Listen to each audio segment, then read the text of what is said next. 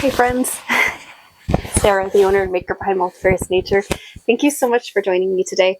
If you are a new viewer, welcome. And if you're a returning viewer, big welcome back. I'm glad you guys are here for another episode. Life has been very bustling these days, like extra busy compared to the norm. So I really only worked on one project.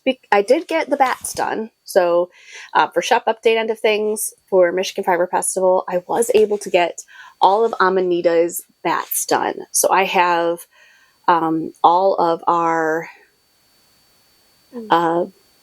like young adult, they're a little over 1 year old, are sheep.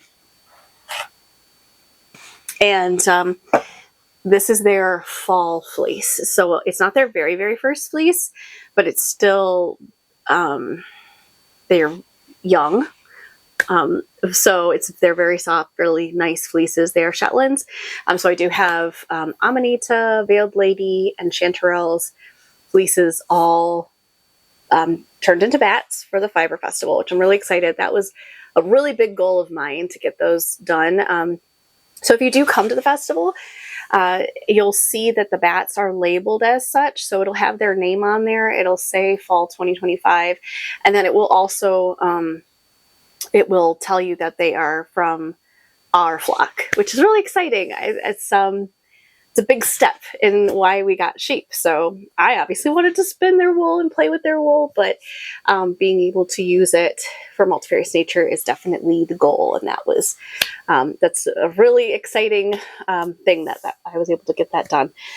So that's the biggest thing with the shop end of things. And then I really only worked on one project. So I guess we'll get into that. We'll talk about that a little bit. As far as getting prepared for the festival and all of that, I think I'm going to shift gears. I've been preparing a lot of fiber, but I do want to get more yarn dyed up. So I did get some more yarn in. I do have some really nice bases that lend themselves for all seasons, definitely more for the warmer months. So I will have some that have linen in them. So like a linen merino blend is one of them that I have, which I'm really excited about.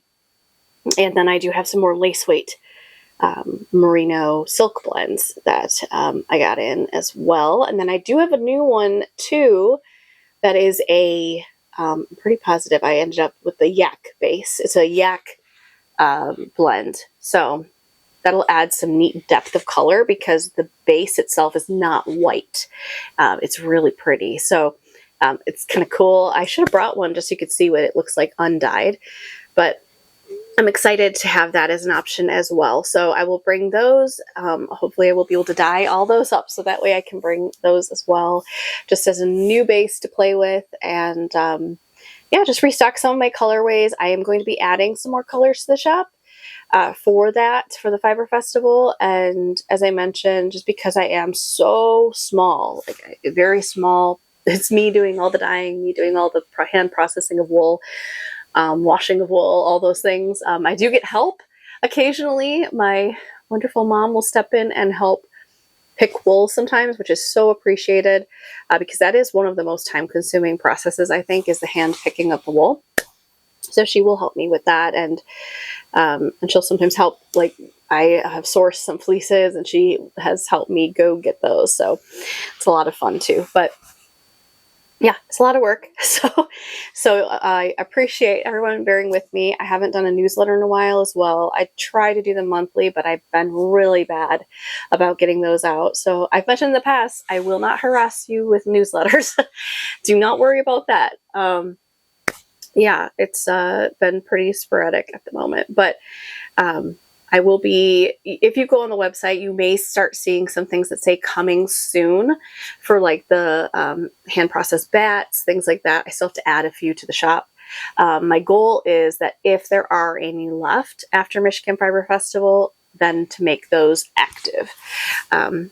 Probably in a perfect world, I would have them ready the Monday after Michigan Fiber Festival, but if I'm really being very honest, I feel like I will need that day just to kind of like do my inventory and make sure that I have everything updated properly. So we'll see if I can get it ready for that. Michigan Fire Festival, if you're not aware, is August 14th through 16th.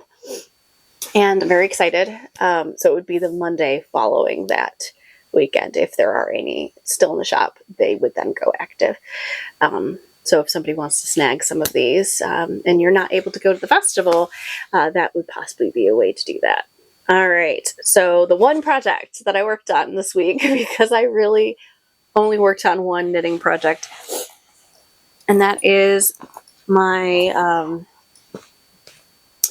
don't have my pattern with me. Oops. Okay, so I don't remember the name of this. It's been in the past couple of videos, so if you want to know the name of this pattern, definitely check out in the notes below as well, because that's where I'll include it.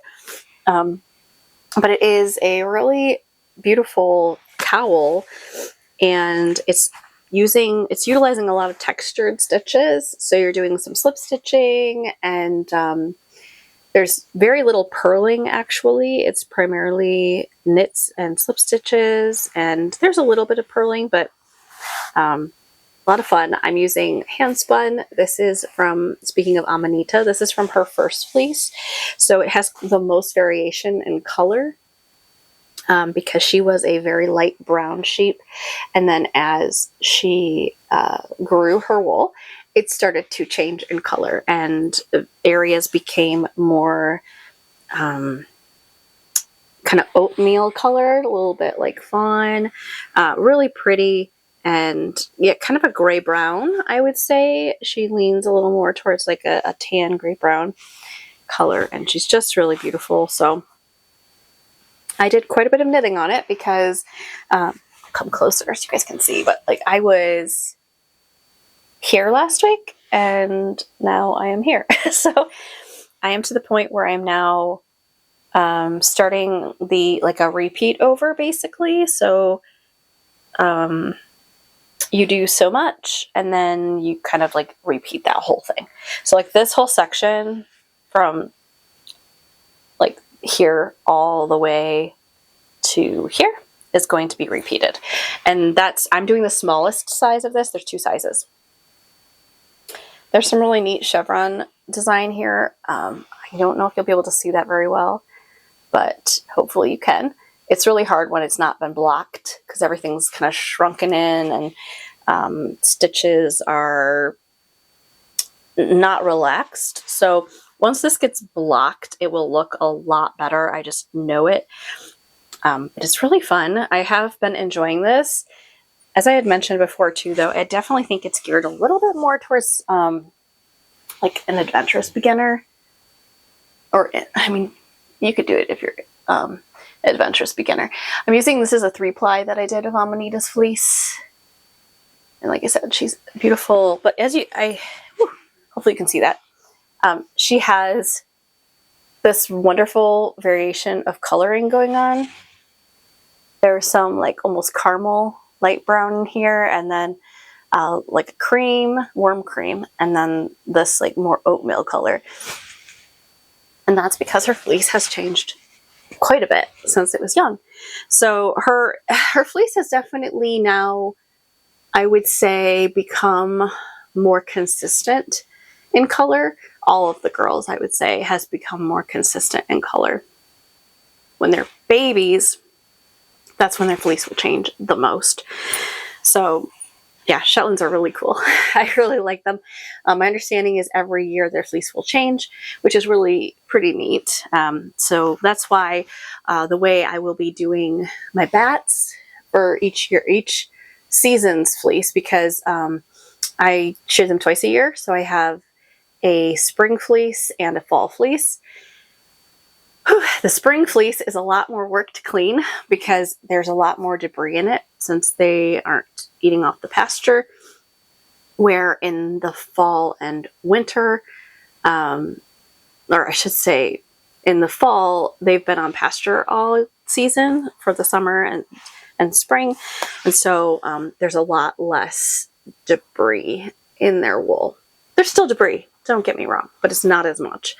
And because of that, and like I said, the way that their colors change, I am putting, if it's the spring and the year or fall and the year, just so that if you want to buy a couple, like if you're trying to do a project and you want it to be as consistent in coloration as possible, then you can like look for that year and season, if that makes sense. So either fall 2025, or I won't have the spring ones because I did not get them cleaned yet. That is not on the radar right now. That will be coming in the future. I do have their spring fleeces from 2026, but I am not going to be putting them in the shop yet because, unfortunately, that means that Zebra Midge and Ginger will not have their fleeces in the Michigan Fiber Festival, which is a bummer because they are my darker colored girls. They're so pretty. So Ginger is a Morit, so she's brown, and then Zebra Midge is black. She's really beautiful. So they would add some neat coloration. I could blend fleeces and create some really neat gradations and things like that, but we aren't going to be doing that yet because I haven't washed their second fleece. Like their first fleeces, I definitely kept to myself. And this is Amanita's first fleece. It's really fun just to see all the color changing. And so not only does this cowl have really neat texture going on, it also has this almost kind of striping. And it's pretty interesting because how it worked out. Now this stockinette section, there's quite a bit of striping, where other areas there's not as much striping, and it almost like each textured section was like a color, which is kind of cool how that worked out. It was completely random that it worked out that way. Unplanned. I still have this much of that first skein I showed you, and then I have another little skein here. But this was one that I did because I knew I needed more. So I think I actually need to use another one of Miss Amanita's that I have right here that I had done up. These are, again, 3 plies. I did chain plying or Navajo plying. I really do enjoy that. It's a nice, quick way to ply up yarn when, especially if it's something that's not a lot of friction. You could probably make socks with Navajo plied yarn. I personally, I'm trying to think if I've done that yet. I don't know if I've done that yet because the only like farm yarn that I have used to make socks, I think was a 2-ply. I don't think it was a 3-ply. And it wasn't handspun, where this is handspun. And the reason why I've heard sometimes chain ply isn't the best for socks, because chain plying is basic. It's kind of like crocheting. You're basically crocheting the yarn to create multiple plies. And if it breaks, like if it wears through in it and on one of the strands, that's, even though it's only one strand, it broke through the strand because it's not 3 separate strands, if that makes sense. I know it's a little confusing, but so it's become more fragile, in other words, when you break it, where if only one strand breaks and it's a 3-ply, like an actual 3-ply from 3 separate bobbins, then you still have 2 completely separate plies that are adding strength to that yarn. That's my understanding. I'm a relatively new spinner, so for those of you more seasoned spinners, I would definitely appreciate your input on that. I would love to hear about that. If you've ever done chain plying, if you've made socks with that yarn, let me know how that went, especially if it was something like Shetland that's very durable.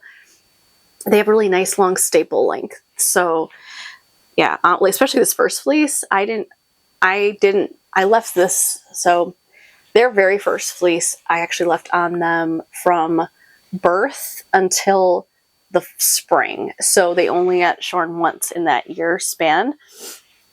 So that fleece was like, I mean, I swear some of the staples were almost 7 inches. It was unbelievable. But they had it on them from birth, so they had like some length. Like Amanita had some length, and when I tried to get that bat off of the drum carder, that was intense. Like I had to slowly take my very fancy doffer, which is actually a screwdriver, and I was taking it off in little bits at a time because I tried to be like, I was like, oh, I'll just scoop it up and pull it off. And I basically picked up my drum carder because with my screwdriver, like I lifted it, and the wool was so strong because you had that so much length of staple. And I had done like a 50-gram bat. That puppy was on there good, and that it could lift and hold the weight of my drum carder. And my drum carder is not light. So that was impressive. And so if that doesn't tell you the strength of wool, I mean, there is strength there if your staple length is substantial. So it's pretty cool. It's just a really cool thing. When it happened, I was like, this is impressive. I cannot believe this, but here we are. So this is going to definitely be a shorter episode. I feel like I say that all the time and then it isn't. But this time, I mean, this is the only project I worked on. And it was a lot of fun. And I'm still looking forward to continuing on this. I'm really enjoying working with the handspun. Yeah, it's going to be so cozy. And then this will be a sample of the fleece, just so that, you know, people can see what you can make with the bats, because that's how I made this. I took bats of Amanita's fleece and then hand spun it, and then made it a 3-ply chain ply, and this is what I came up with. So I really like having some type of example to show folks, especially if someone's very new to spinning. I mean, I'm pretty darn new myself, but like if someone's very green and they want to get into spinning and they're like, what can I do with these things? It's neat to have examples like this to show folks. So hopefully I'll be getting that done soon. And I see myself focusing on this probably quite a bit this week. Again, because I'm not doing more bats. I do not think I'm going to be making any more bats. I'm going to be doing hand dyeing. So I think I'll be able to do more of the knitting with this. And then I'd love to start another project, but in my heart it would be for Michigan Fiber Festival, and I just don't think I'll get anything else done. It's just not enough time. We're going on June now, and it's like 2.25 months away, basically, that the festival is going on, and there's just so much. So, and there's lots going on at home, so there's just busy times. So exciting things, but yeah, lots of stuff going on. Anyway, I hope you guys are doing well. I'd love to hear from you. I'd love to hear what you're up to, what you're working on, and yeah, if you're doing any hand spinning or just knitting in general, or any of your creative art forms that you do, I love to hear about what you're up to and how you guys are doing. And I hope you are well. I hope you are staying healthy. I hope you're making, and I look forward to hearing from you guys. I'll chat with you soon. Have a wonderful rest of your week. Take care.